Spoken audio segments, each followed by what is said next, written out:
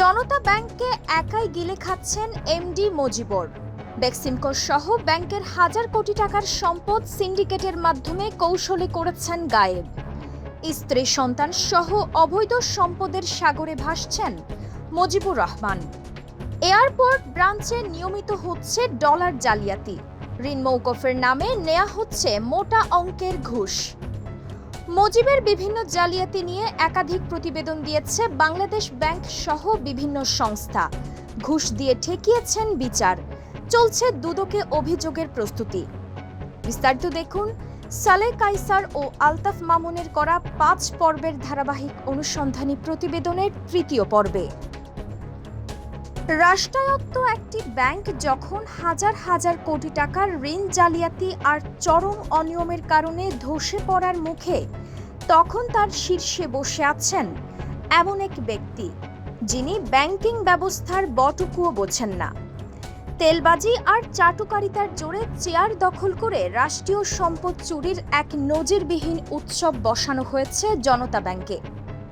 যেখানে সাধারণ গ্রাহকের কষ্টের আমানত ঝুঁকির মুখে, সেখানে হাজার কোটি টাকার ভুয়া স্টক দেখিয়ে ব্যাংকটিকে লুটে পুটে খাওয়া হচ্ছে। প্রশ্ন উঠেছে, জনতা ব্যাংক পিএলসির বর্তমান ব্যবস্থাপনা পরিচালক এমডি মজিবুর রহমান এবং লোকাল শাখা প্রধানের এই সীমাহীন স্বেচ্ছাচারিতা এবং অপরাধী চক্রের বিরুদ্ধে দুদক কেন নীরব?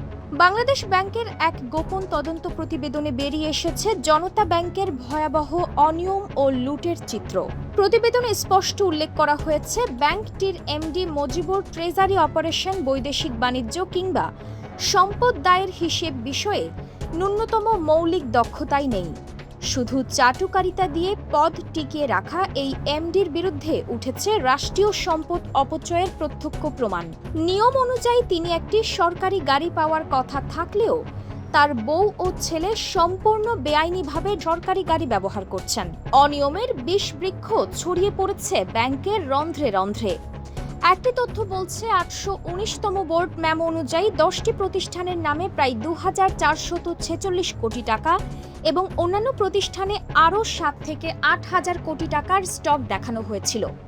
কিন্তু ইয়েলো অ্যাপারেলসের ৫১০ কোটি টাকা সহ এই বিশাল অঙ্কের স্টক বাস্তবে কোথায়?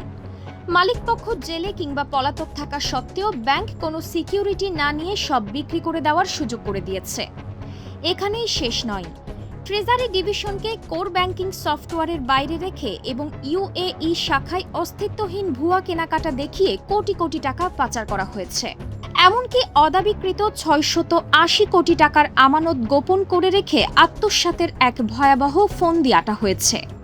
বাংলাদেশ ব্যাংকের গোপন নথির ১২তম অভিযোগে দেখা যায়, ব্যাংকটির ব্যবস্থাপনা পরিচালকের ট্রেজারি অপারেশন, বৈদেশিক বাণিজ্য, সম্পদ ও দায়ী হিসাবায়ন সহ অন্যান্য মৌলিক বিষয় ও ব্যাংকটির অভ্যন্তরীণ বিষয়াদির সম্যক দক্ষতা নেই কিংবা তিনি তদারকি করেন না মর্মে প্রতীয়মান হয়েছে।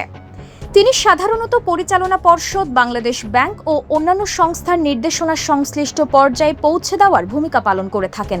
একটি সরকারি ব্যাংককে দেউলিয়া বানিয়ে পরিবারের হাতে রাষ্ট্রের গাড়ি তুলে দেওয়া আর ভুয়া বিল বানিয়ে হাজার কোটি টাকা পাচার করা স্রেফ অনিয়ম নয়, এটি রাষ্ট্রদ্রোহী অপরাধ। আইনের তোয়াক্কা না করে ব্যাংকিং খাতকে ধ্বংস করা এই অদক্ষ ও দুর্নীতিগ্রস্ত চক্রের বিরুদ্ধে অবিলম্বে দুদক এবং আইন শৃঙ্খলা বাহিনীর তদন্ত শুরু হওয়া উচিত। দর্শক, পরবর্তী পর্বে থাকছে নতুন তথ্য নিয়ে আরও বিস্তারিত। চোখ রাখুন দৈনিক অগ্রযাত্রা প্রতিদিনে।